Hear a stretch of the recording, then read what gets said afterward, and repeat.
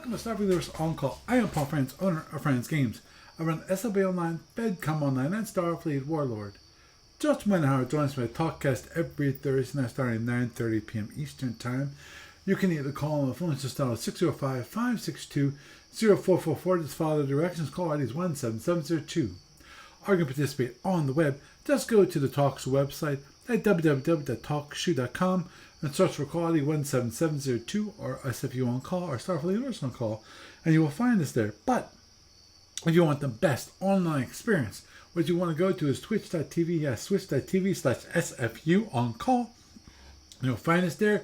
Be able to join the chat with everybody else and have a good old time. If you need to contact me for any reason, my email address is sfuoncall@gmail.com. It's sfuoncall@gmail.com. Also, if you want to follow me on the Twitters, X, whatever. My podcast account is SFU On Call. Also, you want to follow me on the personal account. That's Paul Franz, PaulFranz. There's no T in that. Of course, also you can follow the business account. I have Franz Games, FranzGames, and of course, again, there's no T in that. And of course, the lovely Talkcast gets into podcast available on iTunes and various other feeds around the net. Some quick news from A to B this week. Steve Petrick's still working on Module K in the Orion Master Starship book. Steve Cole got into the office just for a tiny bit to answer some emails and then went back home. The only reason he did that is because he was already out and about, had dinner with the family, and so forth. Also, just let you know that Steve Cole and Leanna Cole just celebrated their 47th wedding anniversary, which is actually, I think, awesome. And this week, found on the online store is Federation PD20 Modern. It's $24.95. The description is, those annoying do-gooders of the galaxy are here. Planetary surveys, starships, cloning and development, new species templates, and more. This is the PD20 Modern version.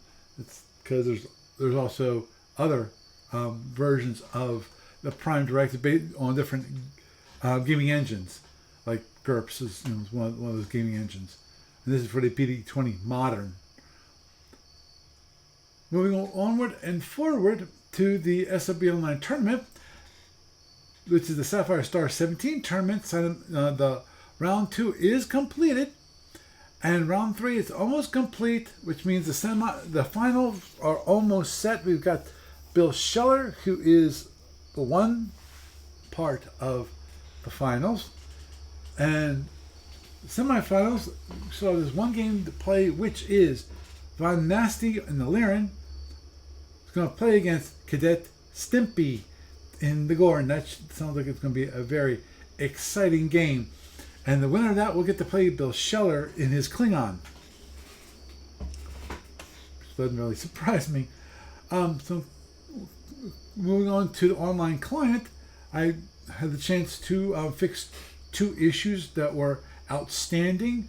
One which got broken in the latest release. I apologize for that.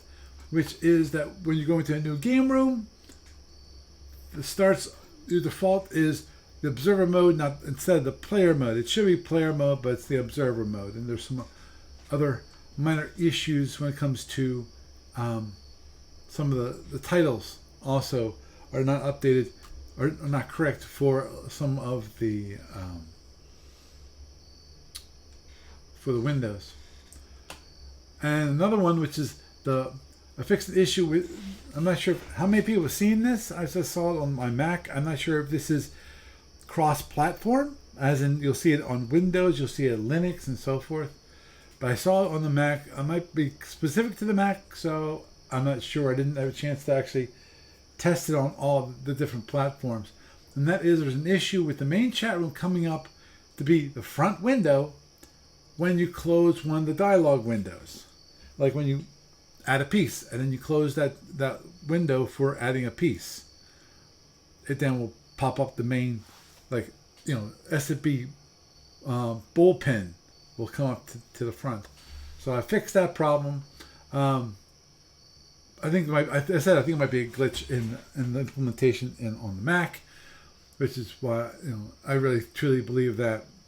Which means it's going to change things a little bit when it comes to everybody else and how things are. The game list of the game rooms, the rooms that are currently created and active. That window, instead of being always on top of the bullpen, now actually can go behind it. So that fixes that problem. And I'm not sure. I mean, you saw it also on the Mac. I know I saw it on the Mac. I'm not sure what anyone saw anyplace else. Which is that window has a tendency to stay on top of everything, which it really shouldn't be. It should be only on top of the main bullpen window. Moving onward and forward. The SFU on-call website. The website is now fixed. I discovered that it was broken like a couple weeks ago, and actually I got a chance to fix it like a week ago, maybe a little more than that. I don't remember, because basically right now this space had so many podcasts up there. Different house this space. It's like okay, so I had to create. I moved to a bigger server, so that fixes that issue. Moving onward and forward to library reports, there's no updates that have occurred this week. When it comes to SFB, still same old, and same for the FedCom library, both same old. And with that is the news for this week. And it's me, SFU, Paul Francis, welcoming you to Starfleet Universe On Call. And tonight, well, at the moment, it's just me, hi, and me, hi. I think there's a duplication there. Anyhow, no, I don't want to switch to creator mode.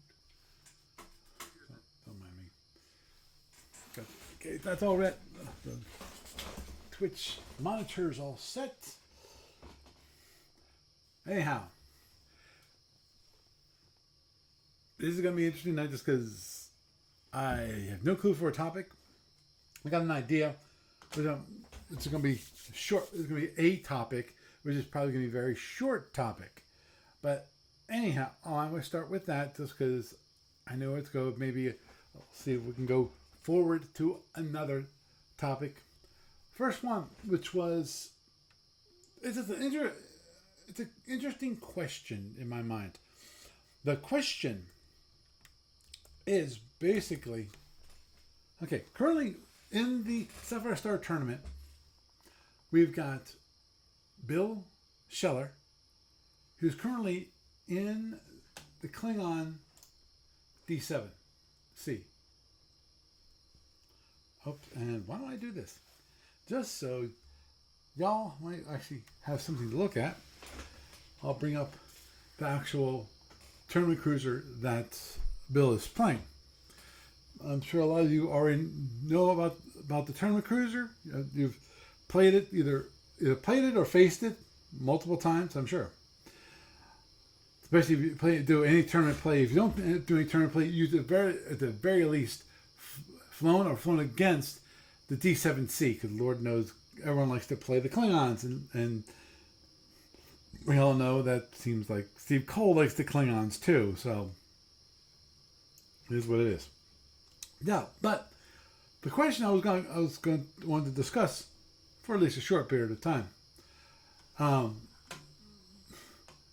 is we've got two people that are currently working on the semifinals to play their semifinal game. Okay, don't mind me.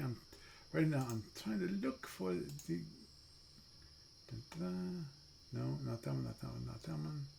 Not that one. Oh, there it is. I already flipped past the other one. And we got a Lyran, and the other one in the semifinal round is the Gorn. Give me a sec. And I'm just looking for the Gorn at the moment. There it is. There's the Gorn. And the question is, the Lyran Gorn matchup, because I think that's going to be kind of an interesting game. In that you've got the Lyran who has this ESG. The ESG is great for protecting against against drones, basically, and also you can use it for ramming your opponents, which is great. Tough part, of course, with the ESG is that one takes up quite a bit of power. It's fine. First time you use it, it's fine. It's great because it's a capacitor, and it holds for 0 cost. So you're fine. But when you have to recharge it, whether you actually hit something the first time with it or not, it gets used and you have to recharge it. And the two SGs can both hold up to 5 points of energy. So obviously you can slowly recharge it and that'd be fine. Most of the time, you want this charged immediately, which then of course you slow down tremendously, which is another reason why you want to slowly recharge them. Sorry, I have my cat's underneath my feet, and I'm concerned of what he was going to try to go after. So, anyway, when it comes to Lyran versus Gorn, actually, the Lyran obviously is going to be, to me, it's the use of the ESGs is going to be opportunistic because here's always the issue.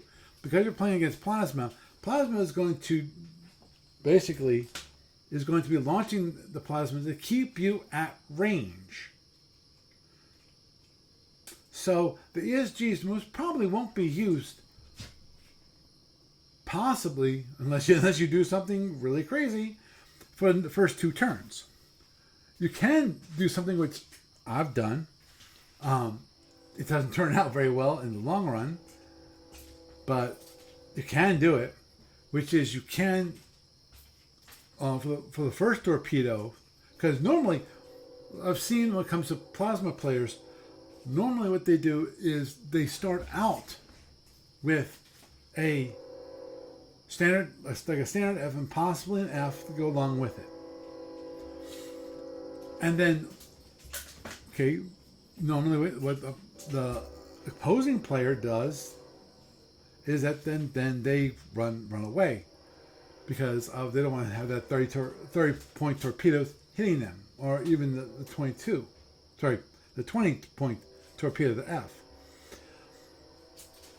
Now, you can easily outrun the F and possibly have the S hit you at within the 22 range.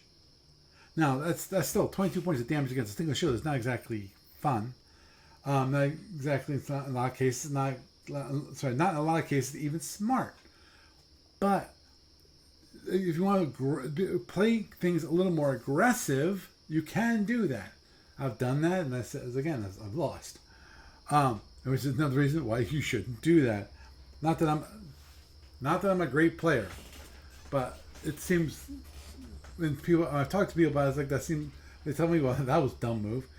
So yeah, I tend to agree with them especially when you lose, because you wear down the shields a heck of a lot more quickly of your shields versus his. And in some cases, they actually take advantage of that you're willing to take that, and they'll launch another torpedo. Now you can probably run off the F and have the other one hit you. The only idea being of having it hit you at full strength or close to full strength is that you want to get in close in attack against the Plasma player. Now, depending upon where you are and where they are, a lot of times that might be that they have the opportunity to run away.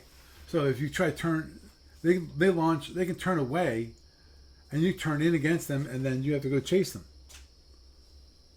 Which again is hard. That's why I call using ESGs opportunistic, because the big thing there is you have to get within range 3. Getting a range 3 is not always easy. Obviously, the one issue that the plasma chuckers have is they can only do the SF thing for 2 turns.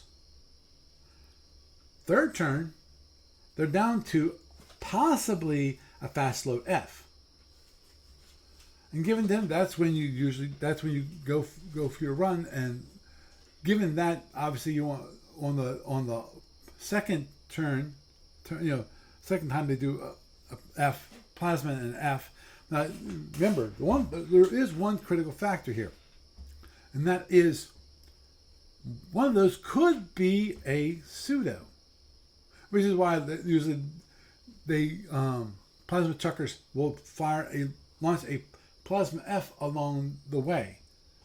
So they both go, and so even if you said, you go, you know what? I think it's a fake, and you go running in. Now, the big issue, obviously, with reals versus fakes is that a lot of times you have to know the player, how the player plays, to have an idea of if that truly is a fake or truly is a real. Because in some cases, if you guess wrong, you are in big trouble.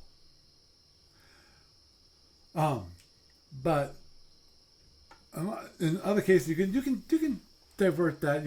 As long as you can run out the F first, or have so it's almost down to, let me say a strength of 5, which is range 13 to 14. That would make it easy. That you could then if he launches the S and the F. Whoops. Okay, let me do this because I'm sure I don't think you guys can see the weapons chart that I've been pointing at. And forgive me. Type S and type F. Range 13 to 14. That'd be a total of 27 if you hit both of those. But if you say, okay, it's a fake, which means you'll still get hit with 5 versus your basic shield going down.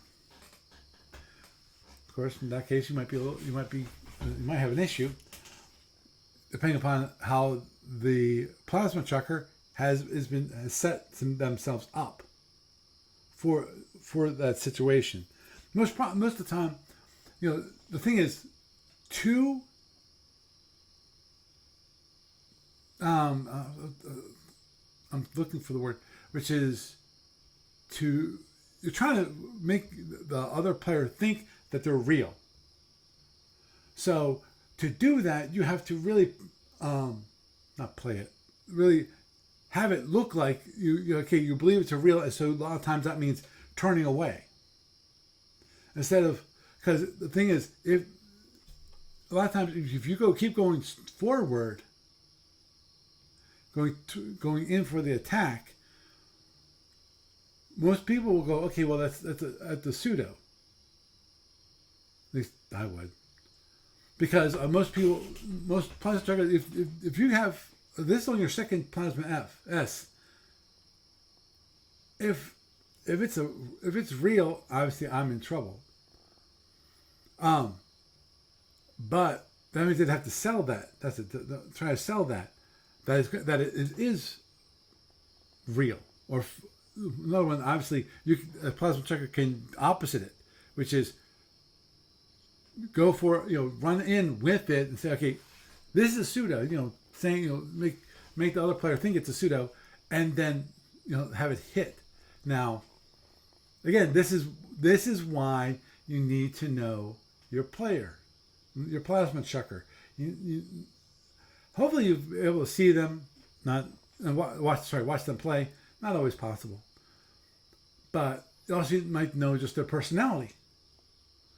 Because then there are some people who really like to launch the enveloper. I've actually seen that as an opening move, which to me is problematic, to say the least. Because the biggest issue with that at all is that if the other player decides to corner dodge, you can launch it, you'll probably go right into the center of the map. You can launch it, but you're not gonna get you possibly might not be at the range that you want to be at. So it makes things interesting in that category.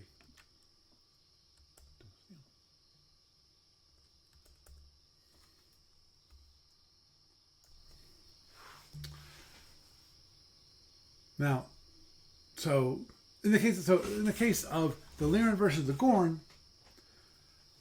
I think the Lyran has the leg up. To a certain degree, because here's always the gotcha, and I do believe this, which is those ships that have no seeking weapons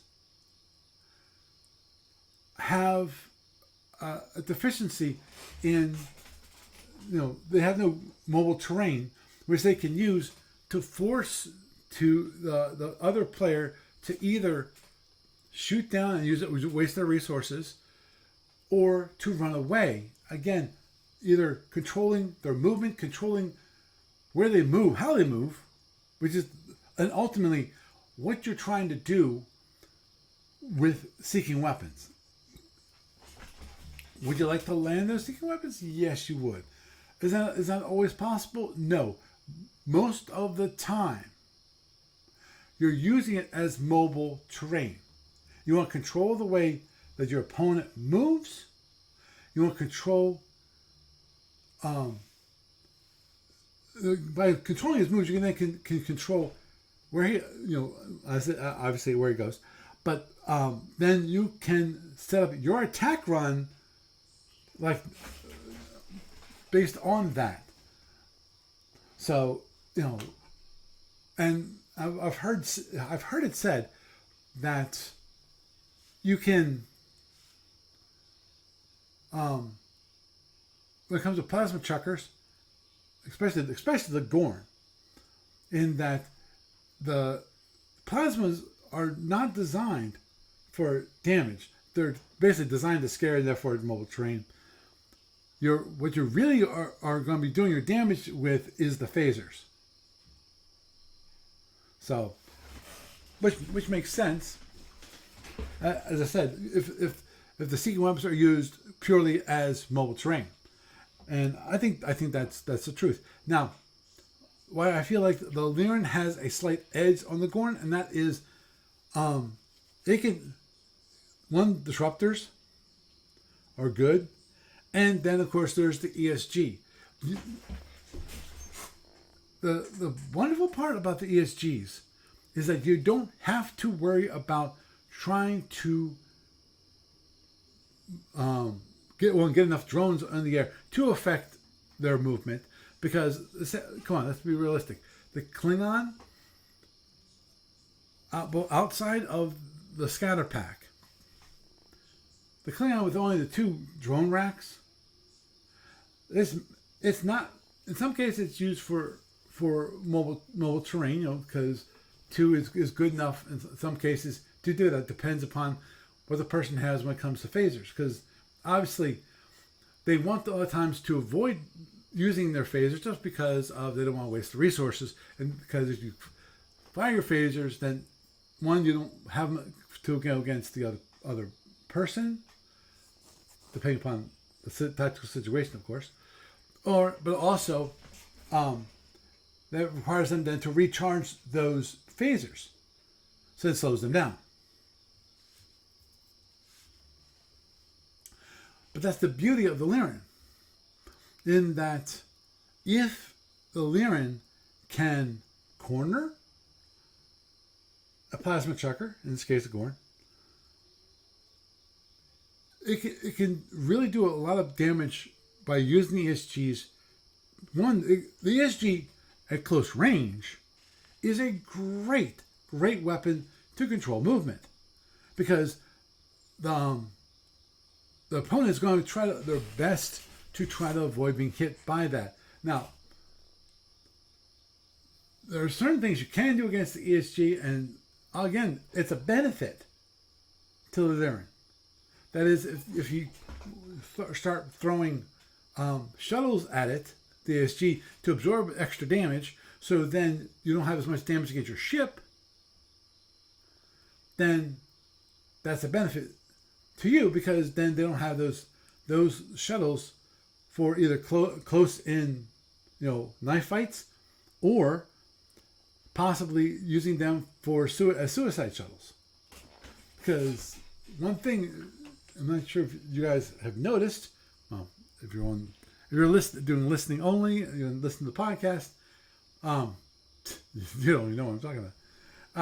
And that is right here. It says, this ship has 2 shuttle bays. Which of course means that you can launch 2 suicide shuttles on 1 impulse. Which is why,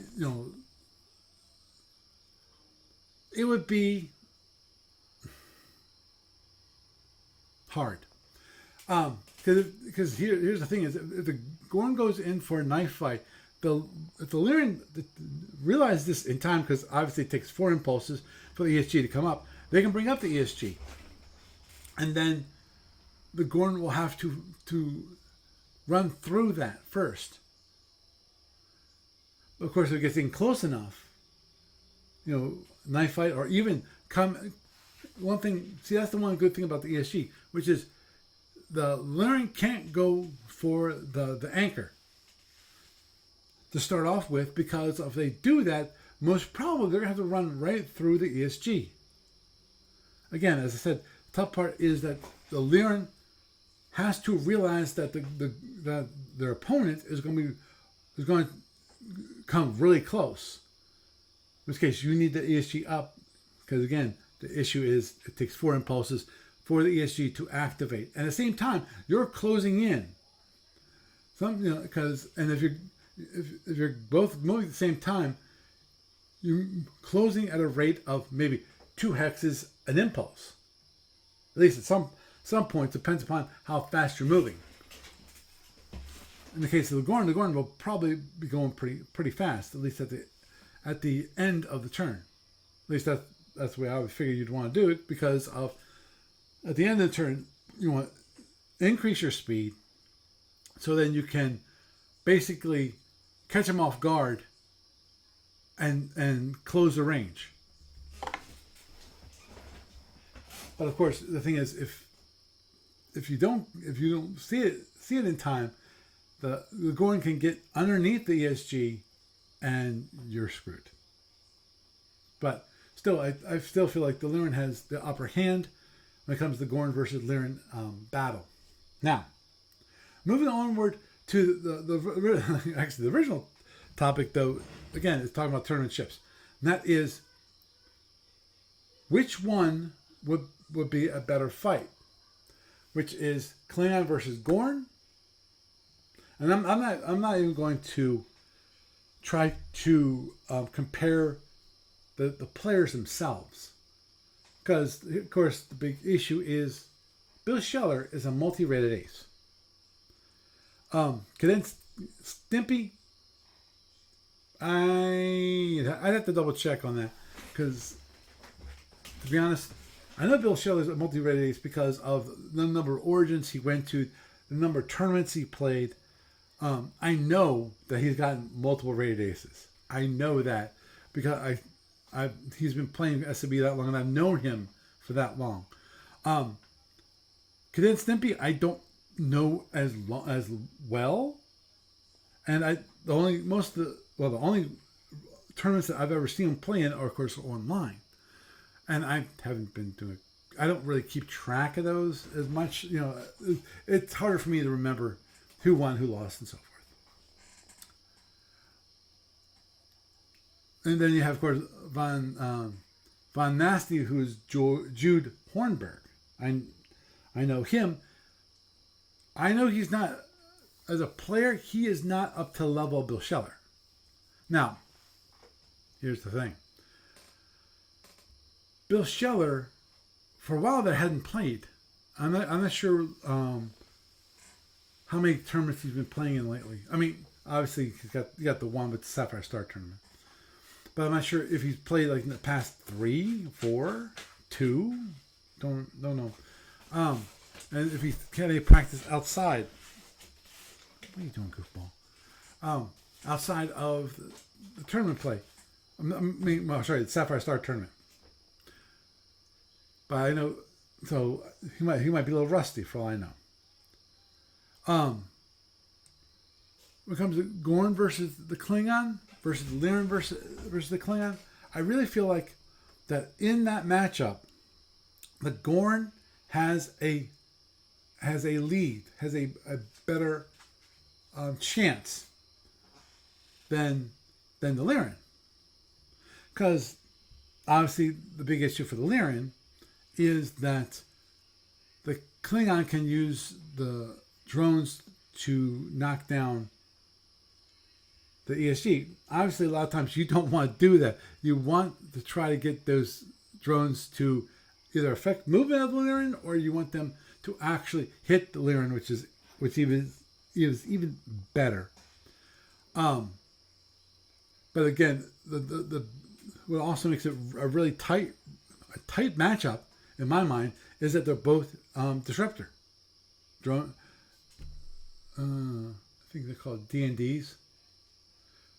Drone and disruptor. I'm sorry. I'm going back in time to those of you who have ever been at Origins at its peak or close to its peak. Because to me, the absolute peak, at least for me, because realize that until we had the interim and the letting go of 80 SAB itself from I can't remember it. But yeah, Emmer Design Bureau, and it was produced by, I can't remember. Jeez, that's awful. I know obviously they closed the door and so forth. But coming back out of that, that's the first when I started playing. I'm not playing, but when I started attending Origins again. I attended Origins many times before that, but not on a consistent basis. I've been to Origins. There was one in Baltimore, which to this day, the one thing I remember. There's two things I remember from that tournament. Number one, being blown up as an Andromedan, and the person actually getting internals and hitting PA panels, and it kept on cascading, and having all the people go around us watching this Andromedan get blowed up real good, and it got fun. It got to be, it's like, okay, can we actually have it so that the Andromedan actually blows up all by itself? Spoiler, no. At least not in my case. It can happen, yes. If the roll of the dice are such a way that it keeps on hitting that PA panel, it can be done. But the question is, can you keep up the killing of the PA panels, those drone hits? You need those drone hits to hit the PA panels. Not always possible. I said, it was going along pretty good. Did it finish? No. It didn't blow me up real good. But I was by the end of it, it's like I can see it at this point, though we kind of realized it like halfway through it. But at that point also we went, let's see how far this thing goes. We just we had fun with it. It's like, okay, let's see if we can actually, this thing will blow up, And so that was the challenge. Could he make it? Because he was rolling the die. Could he make the Andromedan blow up real good? Sorry, didn't. That's one of the memories. The other memory I have from being in Baltimore at the convention center there in the Inner Harbor. We only went there for a single day. This drove down from Philadelphia from Drexel University, where I was going to school. We drove down to Baltimore because that's where Origins was. Like, awesome, let's go. The other thing was in Baltimore, they had the rooms at the upper level, but they're basically it's just railing, not railings, but the floor was around the area. So the middle of the second floor is open to see the downstairs on the first floor. And the one thing I remember seeing on the first floor, I was watching BattleTech. This is when they actually had some battle. Thank you, Ross. Task Force Games is the company that basically died, and that's interesting. Never occurred. Okay. And it was, to me, the fascinating part about this was that they were using real terrain, to move the mechs around, which was kind of cool because you actually saw the mechs going around. Remember, this is before. So this was like in the 80s, probably 87, I think. I'd have to look it up to know the exact year. I don't remember if I actually kept the pamphlets from those. I thought I did, but I'm not sure if I kept them after I did my whole cleaning. Wait and see. But anyway, I think it might have been 87. But the thing is, and they move around. But one of the things they did, these were plastic models of the mechs. Like I said, plastic models of the mechs, and then you could paint them up and so forth. They were actually destroying the mechs. Like if someone blew off a leg, they'd go snip, and they'd snip off a leg from the mech. And if they lost an arm, snip, they would get the scissors out and they'd snip off the arm.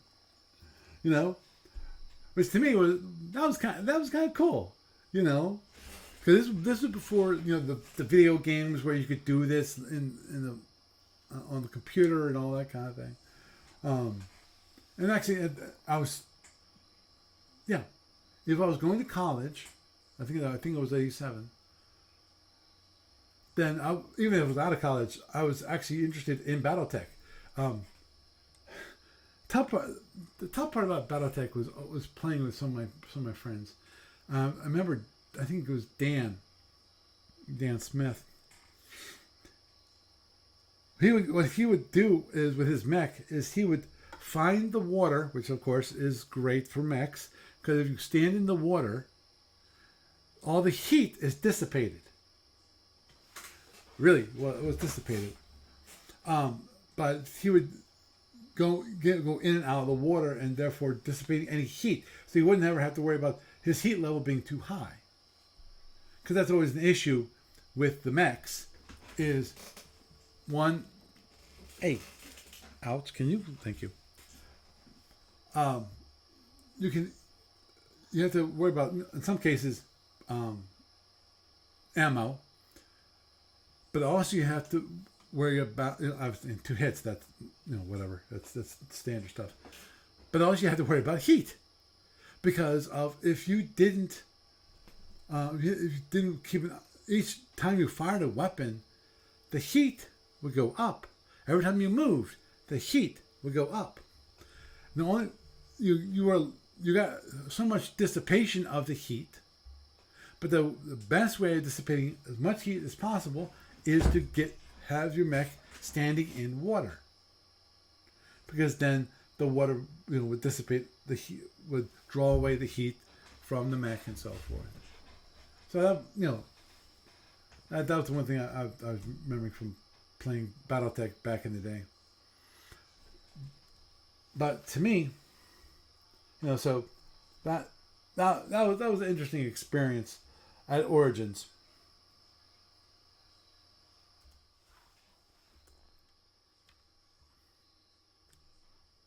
Now, getting back to I think the Gorn, in my mind, has a better shot versus the Klingon. Now, the obvious issue that the Gorn versus the Klingon is you got the Gorn, which has weapons which take a lot more power over multiple turns, and then of course the heavy weapons are multi-turn arming weapons versus the Klingon.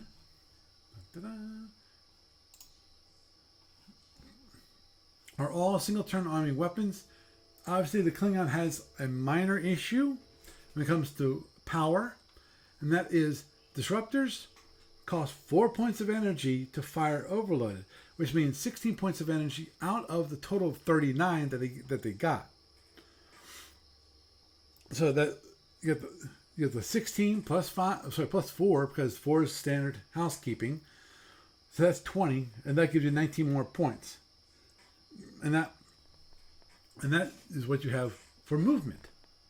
And that's assuming you haven't charged any wild weasels, which in the case of the Klingon, if I was anybody facing a Gorn in a Klingon, I would be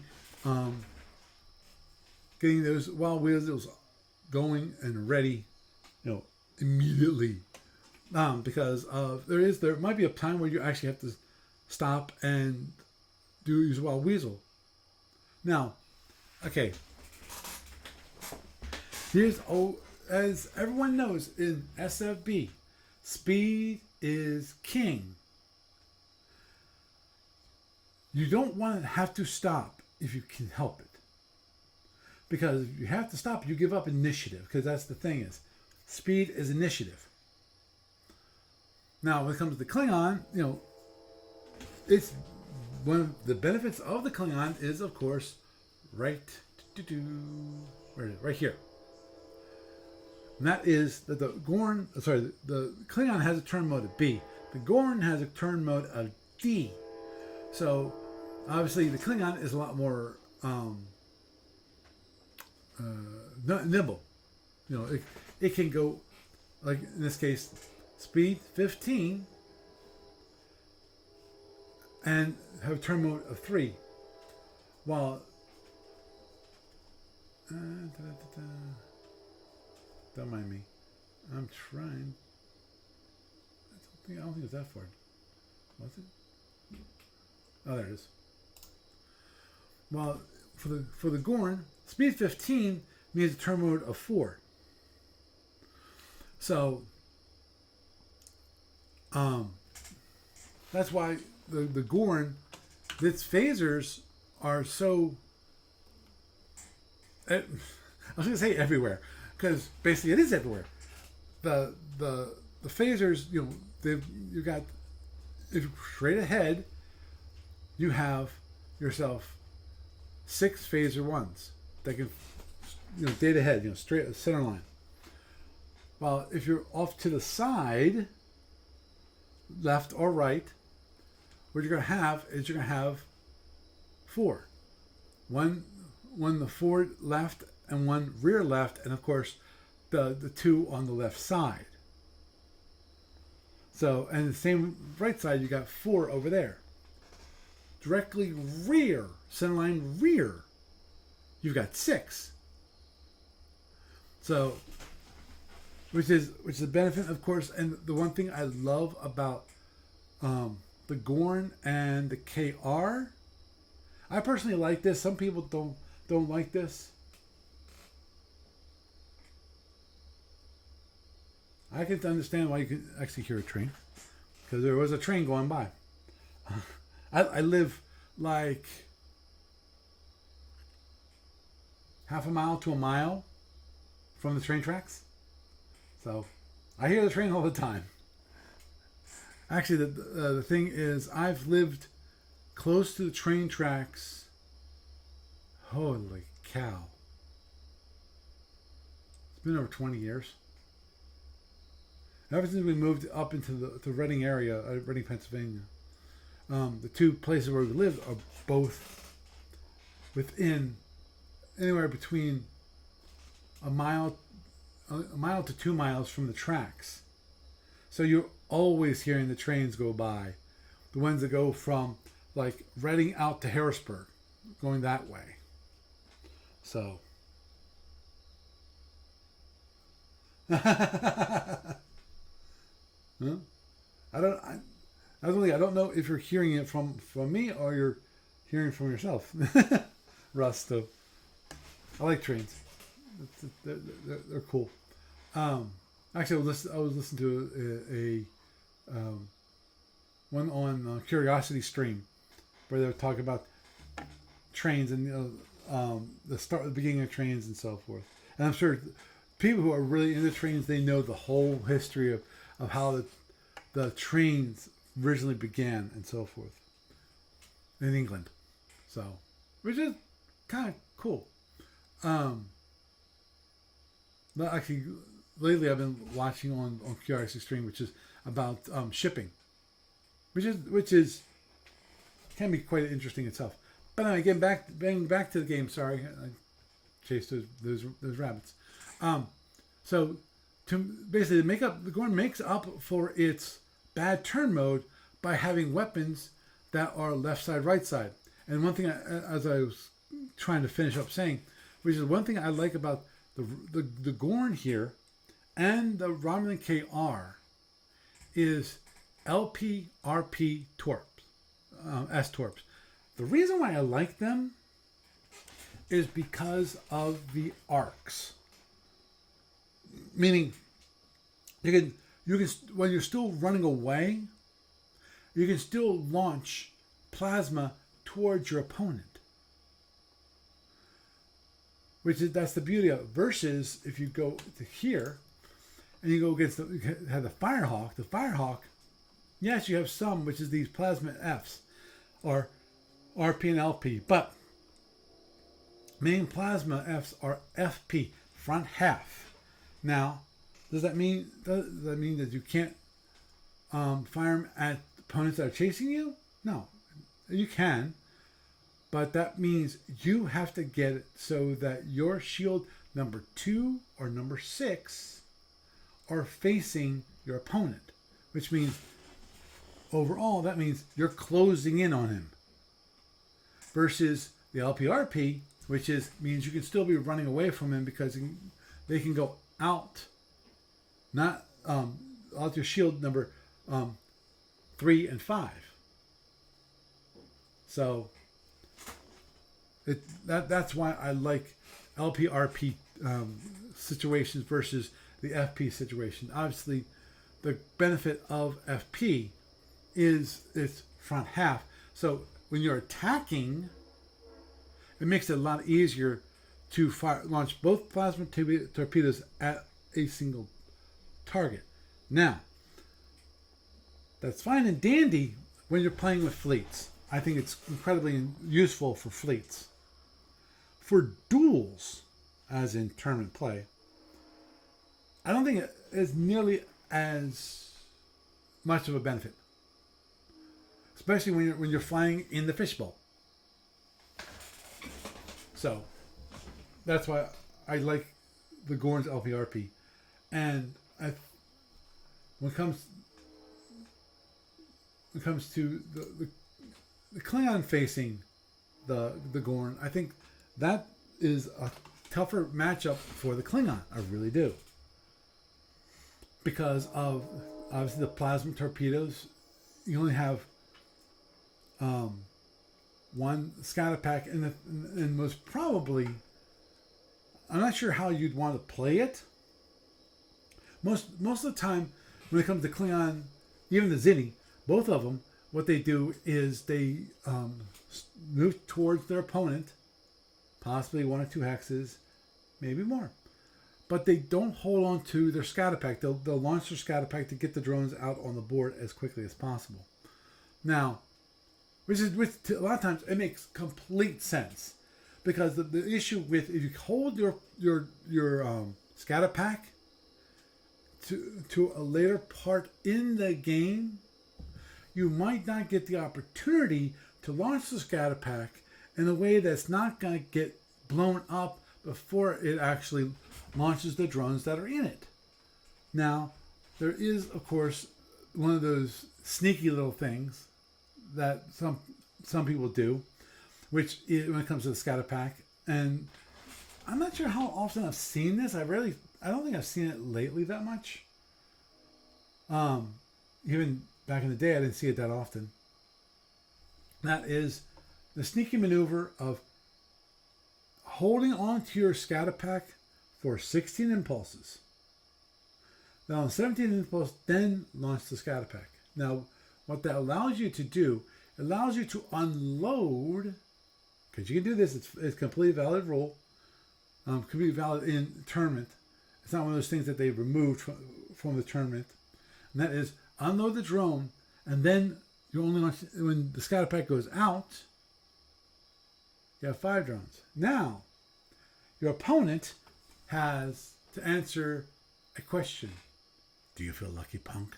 No, the question he has to answer is, was a drone removed from the scatter pack, or when it comes to that scatter pack, does it have a Type 4? So that makes it more of a guessing game.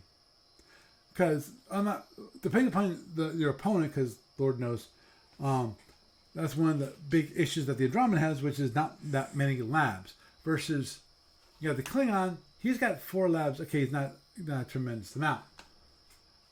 Versus, let's go to, of course, the Myth lab all himself, which is the Federation, who have 8 labs. So that's not as big of an issue for the Federation. They can get that done. But ones like Klingons, they have 4. You got the King Eagle, which has 4, which I'm shocked actually. You've got, I'm looking here, which is 1, 2. You got 2 labs, and the Firehawk. KR, again, 4, of course. Zinti, they have 6, which makes sense. At least I'd want more than less. The Gorn has 4, you know. So the idea being is that you have limited number of labs, and if you have limited number of labs, especially when you have like only 2 labs, i.e., like the Firehawk. This one has 4. I was trying to pick up another one real quick. Well, I know the Andromedan has only 2. Okay, this is a good one. The Orion has only 2 labs. Because here's the one thing. For those of you, I'm sure you know this, you know the rule from the back of your pack, you could state it yourself, which is if you have no labs, you can use 1 control box as a lab. So you always have at least 1 lab. Now, obviously the problem is if you only have 2 labs and you have 5 drones, okay, time to play the guessing game. Or do that, or you have to really exert so much energy, so much focus on those stinking drones that it's not even worth your time. In some cases, you'll just fire like a full phaser 1 just to kill it versus wasting trying to knock it down with a phaser 3. In some cases, you have no choice, which is you need to kill it. Now, there's always that's one of those issues that the phaser 2 has, which is it can't kill a phaser 4, a type 4 drone with 1 shot. The type 1 has a chance. It's got 1/3 chance at range 1. A 1/3 chance. 1/3. So, versus the type 2 has no chance whatsoever.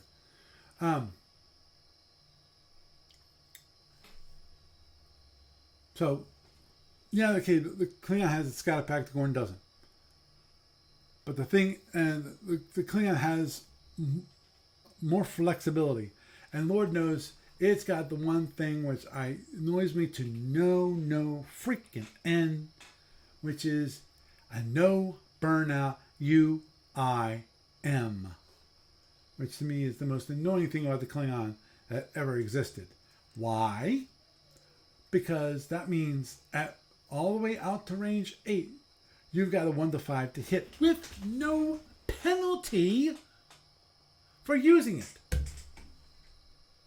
Which is why in standard SFU play, the Klingon has, you can use the UIM, but you have to roll the dice because you might have just broken the crystal. If you've broken the crystal, your disruptors are offline. Now, to me, I would love to have that changed. Personally, I would prefer it to be more like the Lyran, or possibly even a more souped up Lyran. Because Lyran has, okay, where is it? There it is. The Lyran, the UIM burns out the first time it's used. The only player decides whether the disruptor's tower is using the UIM or not. Hello. What? Sorry, my kitty is bothering me. Yes, the local Zinni. But anyway, I would prefer it if the Klingon also was limited, had a limited number of shots. Maybe not 1, maybe 3, but have it automatically burn out. I'm not saying add the randomness of UIM burnout. I'm not saying that. But to me, there has to be a penalty for using the UIM. You shouldn't have this. Basically, it becomes an uber weapon. You're guaranteed to hit all the way out to range 8. Which to me, to the life of me, still bugs me, as if you couldn't tell. But getting back, sorry, Gorn versus the Klingon. The Klingon obviously it's got single turn arming weapons. The benefit that the Klingon has is it has speed. It doesn't have to fire disruptors. Doesn't even have to charge disruptors. But of course, it has to, like SFB all the time. That is, with SFB, you have to know your tactical situation and plan for it for the next 32 impulses. Because the next 32 impulses, you have you have 1 EA, and you can't change it. You only have a limited number of reserve power. You've got 5 batteries. So you only have 5 points of possible power, and that's assuming they're charged up to begin with. So you might decide, okay, looks like, that I'm just going to run, which means you're not going to fire your disruptors. You're not going to charge your disruptors. But what happens if you find yourself in you misguessed it, you misjudged the whole situation, and you got pinned? The Gorn hits you, and you don't have any weapons except for possibly some phasers. So that's always the issue there. But the thing is, the Gorn has those plasmas, which can definitely cause angst to the Klingon. So that's why I think the Gorn has heads up versus the Klingon. Versus the Lyran and the Klingon, I think, are more evenly matched, because easily the Lyran can use it. Can use ESGs and hit the Klingon, though obviously there's also an issue there, which is the Lyran has only a turn mode C versus turn mode B versus the Klingon, and they're both disruptor armed ships. To make things all the difficult, and the drone racks, the drones from the Klingon, most probably are going to be on and off. In some cases, the Klingons just going to launch the drones to absorb damage to the ESG, and therefore have less to hit the Klingon. That's assuming that the Lyran can actually pin the Klingon, because there's always the crazy case. And I do mean this is freaking nuts. Why would ever do this? I don't know. No, don't go on here. Sorry. And that is that the Klingon tried to go right through the ESG to get to Lyran to get an even closer attack. Well, the problem is you're not going to do that because probably your shield's going to go down unless you time it right. Because if the Klingon can time it right, where they don't charge their disruptors on one turn, use it for reinforcement to hit the ESG with the reinforcement, and so it keeps the shield up. Now, obviously, there's the big issue, which is the Lyran's going.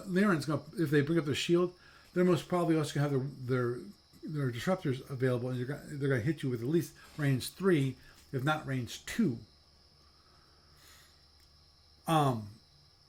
Hopefully range 3, because 3 you always have a shield defined versus 2. The problem is that range 2 is that you can actually have a split shield situation. But anyway,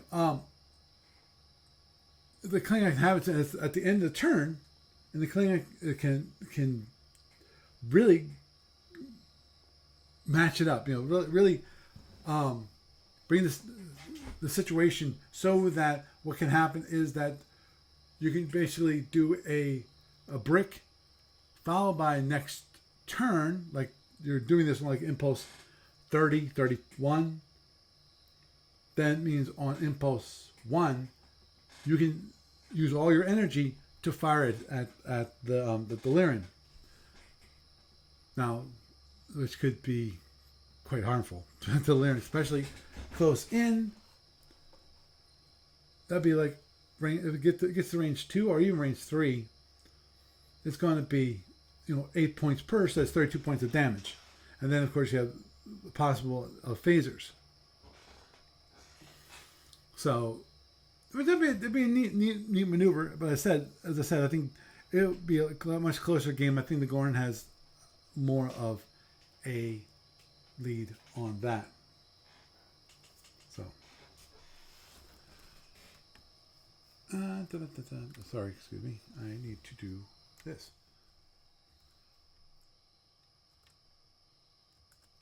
And I don't see Doug. I expected Doug to show up late, but he didn't show up at all. That's fine.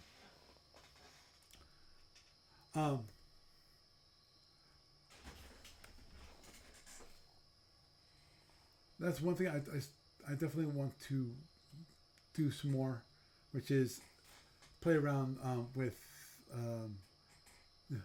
Ramen Armada and Klingon Armada, and actually playing out different ships this time, which would be nice. Because as I mentioned, I think last week, possibly the week before that, and that is that when I actually had a chance to play, mainly to me it was a learning, because it'd been so long since I learned Starmada, and definitely the rules have changed quite a bit since I've played it since then. I want to relearn the game. I actually want to play through the rules and learn them. And what I want to do is actually I want to learn them more. And the problem was that my printer ran out ink. Not so good. So hopefully I can get a chance to play this more. Unfortunately, I'm just going to mention this. I didn't have a chance this past weekend to create another video, because I've been targeting one video per weekend, And that was definitely not possible this past weekend. I was just too tired. My my son was in the hospital, so spending way too much time at the hospital and not enough time sleeping and doing other things like that. But it is what it is. He's much better. Just to let you know, he is much better. They should be releasing him in like possibly 2 or 3 days. Depends upon. The problem is that he was so weak and he was just bedridden for like 4 or 5 days straight that he's not that. He needs some PT, some physical therapy, so he actually can walk again. Well, more, and so forth. So that's the reason why they might be keeping him in the hospital a little longer. Because the last thing I heard today was that they're looking for a rehab center where he can go instead, because he doesn't need hospital care anymore. He needs physical therapy. So they need to go to the rehab center. The hospital wants to get him out, but they can't let him out until they have a rehab center lined up so he can get the PT that he needs. Though there is a physical therapist on staff, which is going to be helping him while they're waiting to get a rehab place that he can go to. Now, there is the crazy, crazy possibility of what will happen is that he'll get all the physical therapy there at the hospital before they actually find a rehab center for him. That, in my mind, that's slim. That's a slim possibility, but it's a possibility. But anyway, yeah. So I'd like to learn more of the Armada because, as I said, I really think it was neat. At least when it comes to the standard ships, how Daniel converted it, and the whole use of PowerPoints and things like that, and which is still, it's one of those things that you need to work on to truly understand the ramifications of how PowerPoints work.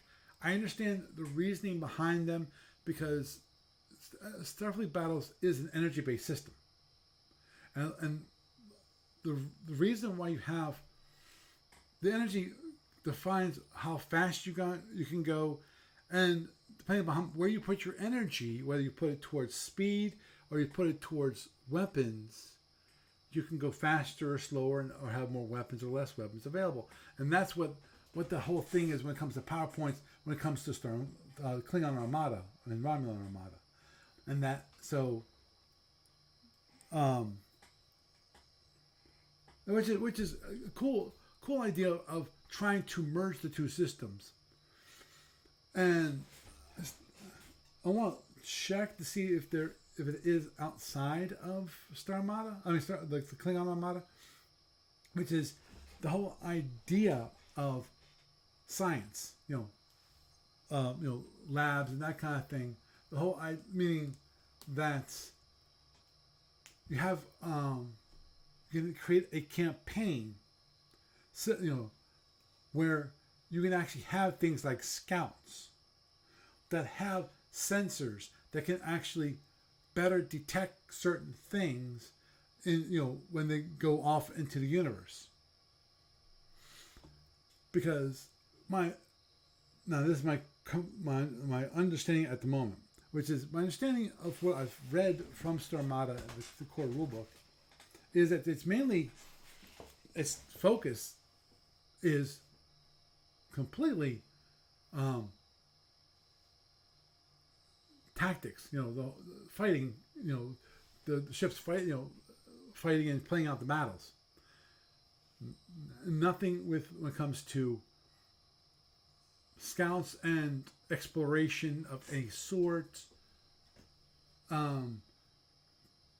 I need to check. I know they have the concept of ECM, but I'm not sure if they have the concept of ECM that you actually can lend to other units, i.e. have a scout that actually can help protect other units in a fleet formation. And obviously the one thing, again, that I really like about the Klingon Armada, other than that, I think it's really neat how he did it to simplify things. Is of course it's simpler than SFB, and in theory you can more easily play, if you have a campaign system, you can more easily play out the tactical battles in Star Armada versus SFB. SFB taking what could take up 6 to 10 hours to play out a battle. Now, if you're having a campaign where the whole idea is to generate scenarios, great. Go for it. But also realize that the campaign is going to go very, very slowly. And a lot of people don't like that. That's actually what happened with Aaron Staley. He had this campaign called Void War. And what he actually had to do was he wanted people to play it using SFB, but realized that was holding up the campaign turns because you have to really commit to this kind of thing. So he actually ended up actually creating a system of, okay, you got these ships have these capabilities and so forth. A boiled down F&E kind of approach to resolve combat quickly for those times when we wanted to keep the campaign going, because in that campaign, the goal was to keep the campaign moving, not to use the campaign to generate scenarios. So, anyhow, I think I'll leave it at that. With that, I am Paul Franz, and I bid you a good night.